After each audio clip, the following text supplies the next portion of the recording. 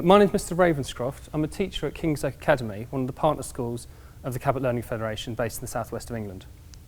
Today I want to talk to you about something which is essential for your health and learning. You can expect to do for 30 years of your life, although not all in one go, and is often wrongly seen as a waste of time, but is in fact when your brain can be at its most active. I'm sure some of you have guessed I want to talk about sleep. Now today I want to change the way that many of you look at sleep. I think sleep's often seen as something you only really do when you're too tired to do anything else.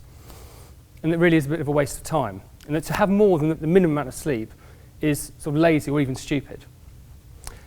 Also, many of you are told, though, to get a good night's sleep so you're fresh for the next day, but you're not really told why. Understandably, many of you think that it's worth staying up a bit late so you can do things you enjoy, playing computer games or messaging friends. Now, I don't change my view about something unless someone tells me why. So today I want to talk to you about why sleep is so important. And in doing that, I'm going to tell you some things you know, but also a few things you don't. So let's start with something you know. Sleep affects your mood and behaviour. When you haven't had enough sleep, you're more likely to get upset and behave badly. You're more likely to fall out with friends and get in trouble with teachers. I know that if I'm tired, I'm more irritable or more likely to lose my temper. Put simply, if you're going to really enjoy your day, you need to make sure you've had enough sleep. But that's something you knew. Something I bet many of you don't know is the links between sleep and your physical and mental health. So for example, there's strong links between mental health problems like depression, which teenagers get just like everyone else, as well as conditions like schizophrenia, which put simply is going mad. There's also strong links between poor sleep and your physical health, in particular being very overweight.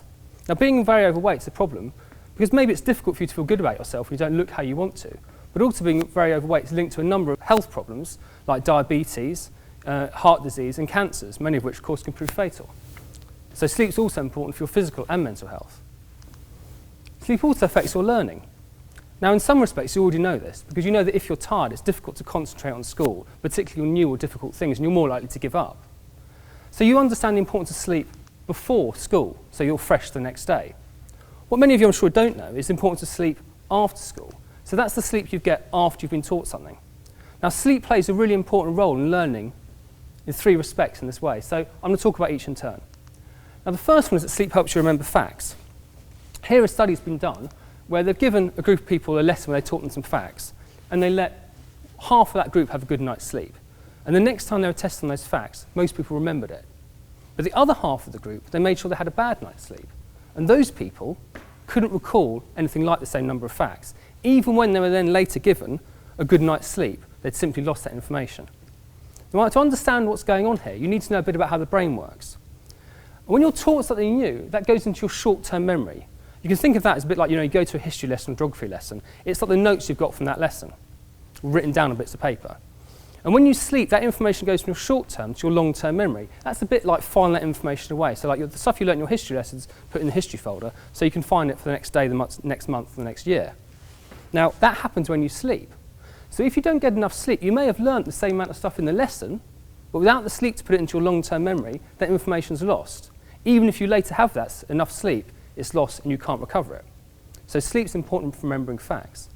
Sleep also plays a really important role in understanding difficult things and solving complicated problems. And here an interesting study was done where they gave a group of people a puzzle that had a shortcut to it, and at the time none of them saw it. Now half the group, they just gave them a break, and later on they showed them the same puzzle, and again none of them saw the shortcut. But the other half of the group, they gave them a sleep in between, a good night's sleep, and in the morning lots of those people could spot the shortcut. And what's happening here is when you're given a problem during the day, when you go to bed that night, your brain works over that thing to try and solve it and understand it. And here I've got a nice story about my wife that I think illustrates the point really clearly. When we first moved in together, we were working on fixing the house and the light in the kitchen wasn't working. And my wife was fixing it, because I'm dreadful at that sort of thing. And she got it to work. When she turned the light on in the kitchen, the lights on elsewhere in the house turned off. So she was going through the wires and looking at all the wires and looking up things in a book and drawing out pictures of it all. But eventually she just couldn't do it and she went to bed. But later on that night, she woke up in the middle of the night and she knew how to do it. She wrote it down. In the morning, she fixed it. And what that shows is that when you're asleep, your brain carries on working away on problems that you couldn't solve during the day. What's unusual in that case is that she woke up at night time knowing it. Normally, you see it the next day, thinking you've just solved it, but you haven't. You've been solving that problem while you've been asleep. Sleep also plays an important role with sports and physical activities. Because when you do a sport or physical activity, the night after you've done that, your brain works through what went well and what didn't go so well, so you can improve for next time round.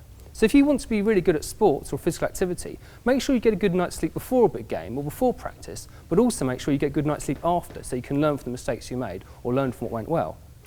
Incidentally, it's one of the reasons why toddlers spend so much time sleeping is because they're learning to walk, which is a surprisingly difficult thing, and they need that time to sleep to work out how to walk properly and what went well that day in terms of walking.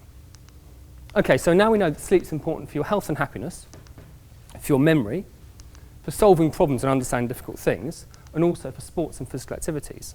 Now, I think this is great news, because what it's saying is that you can work hard on these things during the day, and then you can just take a break and go to sleep, and then your brain carries on working on those things.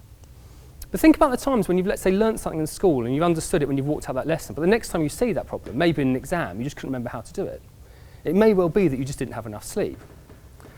And I think really working hard to be healthy and happy, to do well at school and to be good at sports, but not getting enough sleep is a bit like spending ages cooking a really nice meal, slaving away in the kitchen, and just when it's ready to be served, you throw half of it away and you're just left off with half of what's left over. Now, I'm not saying that if you get enough sleep, you'll always be happy and healthy, you'll have an amazing memory, you'll solve any problem, you'll be like a grade A student, and you'll be a fantastic athlete. What I am saying is if you don't get enough sleep, you're not even giving yourself a chance. Okay, so the question I'm sure lots of you are asking are, am I getting enough sleep? And the answer for that, for most people, is very simple. The answer is no. 2/3 of teenagers don't get enough sleep. Most teenagers need about 9 hours sleep, some a bit more, some a bit less, but most of you are getting more like 7. Put simply, it's just not enough.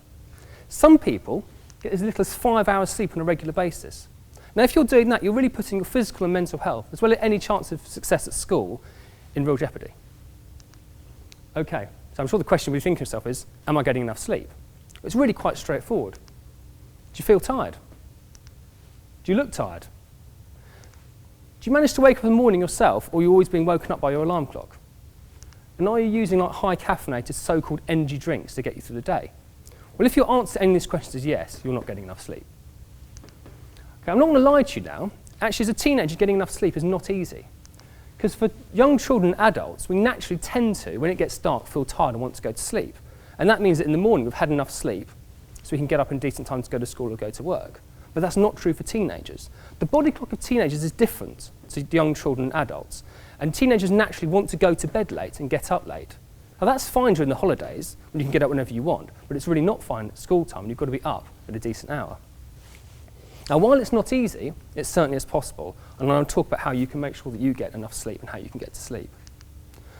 Now, to really understand what you need to do to get to sleep, you need to understand the role of light in telling your brain to either wake up or go to sleep. Because humans evolved or were designed to be up during the day and be asleep at night. So when your brain sees bright sunlight, it's effectively given the message, wake up, it's daytime. Now, that was fine when the only bright light around was sunlight, and when you did see it, it was time to be up, but that's no longer true. And that's why it's really important to try and avoid bright light at least an hour before going to bed. Now, I'm not suggesting you walk around your house in the dark, but what I'm suggesting is maybe you turn off the headlights, turn on side lights, and think about getting some sort of duller bulbs, maybe.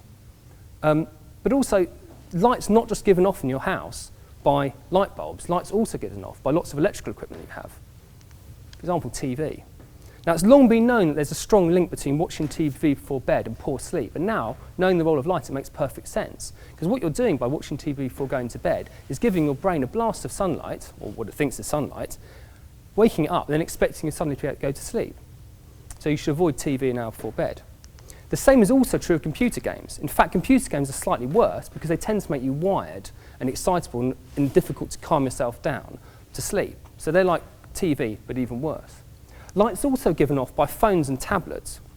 In fact, this gives off a type of blue light that scientists think is particularly bad because it's a bit like a bright blue sunny day, and it makes it very difficult if you get to sleep after.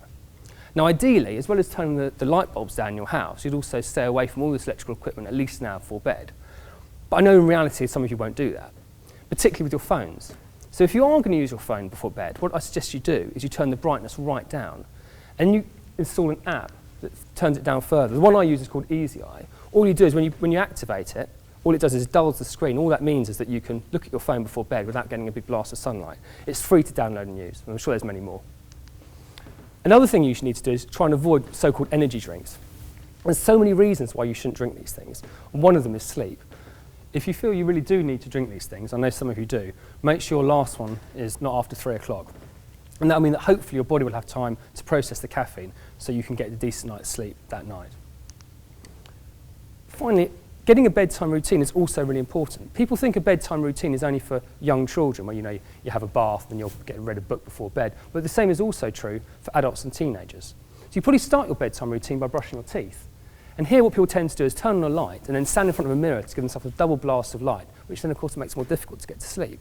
So if you can turn the light down in your bathroom, or maybe just consider turning the light off and using the light from the hall to brush your teeth. In your bedroom, maybe turn off the main light and have a side light. Again, consider getting a low wattage bulb. It's also worth turning maybe the heat down in your bedroom or opening a window, because it's very difficult to get to sleep in a hot or stuffy room. Just before going to bed, it's a great thing to do is to read before bed, because it calms you down and takes your mind off things that have been going on during the day. Just in completely the opposite way that playing computer games makes you hyper. It's also really important that you avoid using your phone in bed. Not only can the bright light keep you awake, but playing games makes you wired, and messaging friends is a temptation to stay up late into the night, communicate to them when you really should be asleep. Finally, when you do get to sleep, it's really important to try and stick roughly to the same time of going to bed during the weekends and short holidays. Because if you think you're going to bed, let's say, on a Saturday night at 3 in the morning, it's really very difficult then to get back into a decent pattern during the week. It doesn't matter, of course, during long holidays, but make sure during short holidays and the weekend that you don't stray too far from what you normally do. Okay, so we know sleep's important for your health and happiness. We know it's important for your memory. We know it's important for solving problems and understanding difficult things. And we know it's important for being good at sports and physical activities. We know that most of you need more of it. You get about 7 hours when you need more like 9. And we also know how to get it. You need to stay away from bright lights now before bed, and you need to develop a good bedtime routine. Thank you for listening, and I hope you sleep well.